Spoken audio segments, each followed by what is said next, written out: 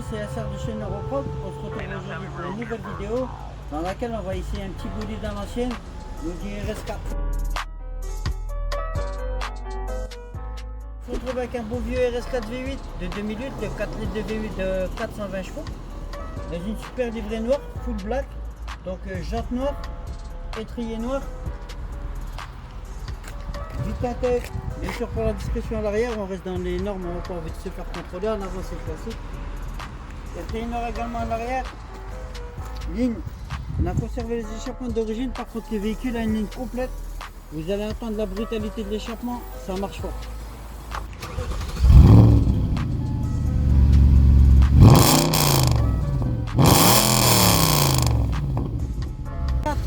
Volant sport avec le bouton sport pour les yeux. Le baquet d'origine RS, à pas confondre avec l'intérieur confort. Tout est efficace, on se retrouve avec une boîte méca. C'est mieux pour la sportivité quoi. Donc là on va partir en essai, on va vous montrer un petit peu comment ça marche. N'oublie pas le démarrage, c'est ici, pas au contact, ça arrive souvent. Les gens ils se disent ah, elle démarre pas. Non. Attention au bouton start. Comme j'ai expliqué, boîte méca, dans la plupart du temps on les trouve en boîte méca, c'est pas plus mal, ça marche mieux. Pas de souci avec les DG. Donc sur la phase 2, la 450 chevaux, c'est le contraire. Il n'y a que des boîtes auto, elles marchent encore mieux. Mais donc aujourd'hui, on va se faire plaisir avec cette version-là, la version 420 chevaux.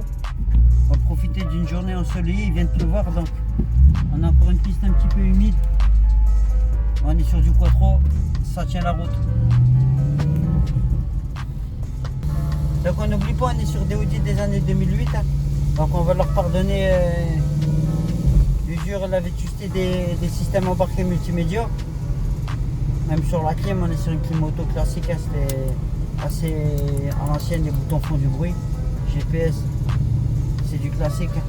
Ça marchait bien, le son est cool, on est sur du bois, ça marche toujours bien. Réactivité moteur, ça marche très fort, je vous laisse écouter un peu la sonorité du moteur. Je vais mettre une troisième.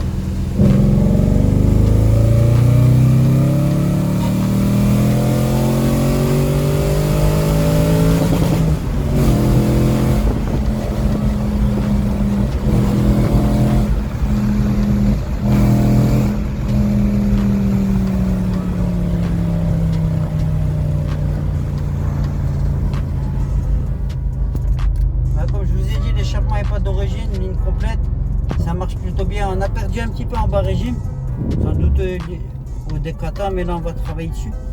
Donc je vous explique. On va freiner tout doucement. C'est bon. Boîte méca hyper actif, ça marche fort. D'habitude c'est plein de haut en bas, ça peut tuer 1000 tours. Et avec les modifiés que le client et la fille se plaignait qu'elle coupe un peu tôt. Donc on va essayer de travailler dessus. On en profite pour faire des essais. Ça nous fait confiance. Il n'y a pas de souci. Et ça nous permet de voir un peu ce qui ne va pas. Parce que pour l'instant, on n'a pas de remontée de défaut. Donc voilà, rien d'anormal à l'instant. L'intérêt de ce V8, il marche très fort même en bas. Vous voyez, même si on repart en dessous de 2000 tours, ça marche fort. On a l'impression qu'il y a un turbo alors qu'il n'y en a pas. On est bien sur le 4 litres d'atmosphérique.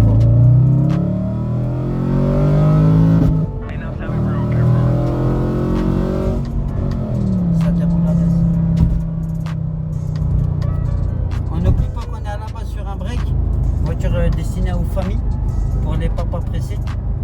Donc pour l'époque, c'était un truc de fou. On n'imaginait pas ça. Et les films Go Fast, là, quand je disais, mais on est pour beaucoup sur le mythe de ce véhicule-là.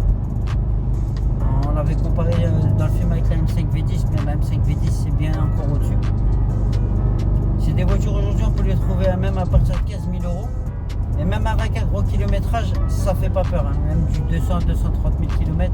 Il n'y a pas de souci, vous pouvez vous faire plaisir. Essayez de trouver des véhicules français. Sur le Bourgoin, il y en a en pagaille, surtout en break. La berline est plus rare. La berline est le plus rare. Mais moi, perso, je préfère break. Une RS, c'est synonyme de break pour moi. Après, des modèles exclusifs, vous allez trouver très cher, mais c'est avec des faibles kilométrages. En dessous de 100 000, elles sont intouchables, c'est hors de prix. Et franchement, voilà, si vous voulez faire plaisir, vous avez quelques années de permis. Quoi d'ailleurs, avec des budgets 15 000 balles, vous trouvez.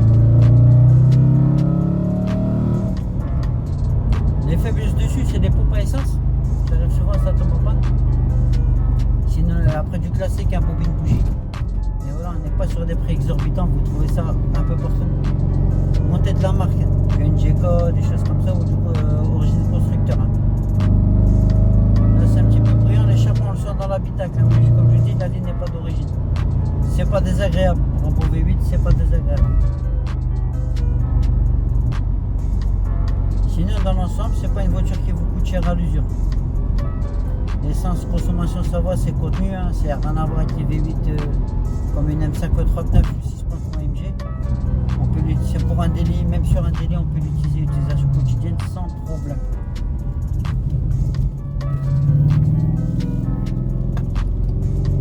Très maniable, quoi, trop, ça bouge pas, quoi.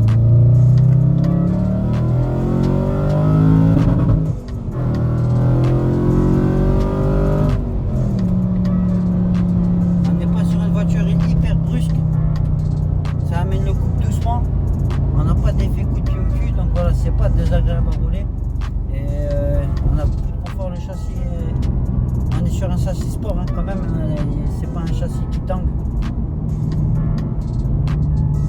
Sinon, dans l'ensemble, voilà, essayez de trouver le pack carbone, c'est le plus beau. Hein.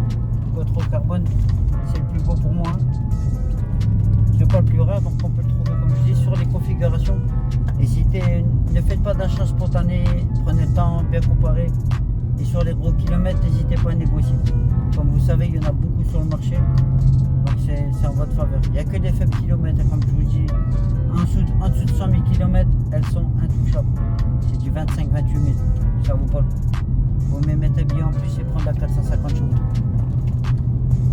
450 chevaux, elle marche beaucoup mieux que celle-là. Il y a les 30 chevaux, mais c'est énorme. On voit qu'ils sont passés sur une autre technologie. C'est là pour l'information technique. C'est encore les versions avec deux calculateurs, donc vous avez un calculateur pour chaque bande cylindre. Donc défaut, il y a eu le coup sur les RS et sur les R8 aussi, elles partagent à peu près le même bloc. C'est pas le même moteur, un Audi R8 carter à sec, c'est pas les mêmes boîtes, c'est des boîtes robotisées.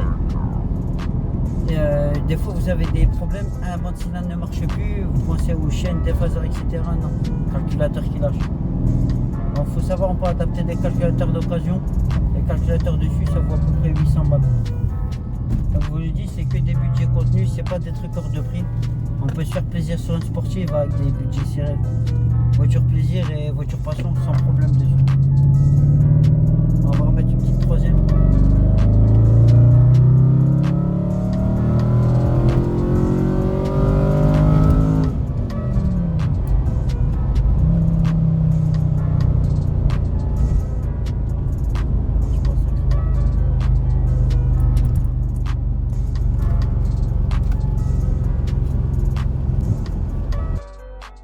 Donc les amis, le bilan de cette voiture, super compromis, c'est-à-dire si vous faites un ratio euro-chevaux, ça vaut le coup, c'est pas un truc comme je vous dis, vous n'allez pas rasser votre budget dessus. Si vous voulez plus de chevaux pour le même tarif, il faut partir sur des Cayenne Turbo de première génération, ça vaut à peu près 15 000 balles aussi.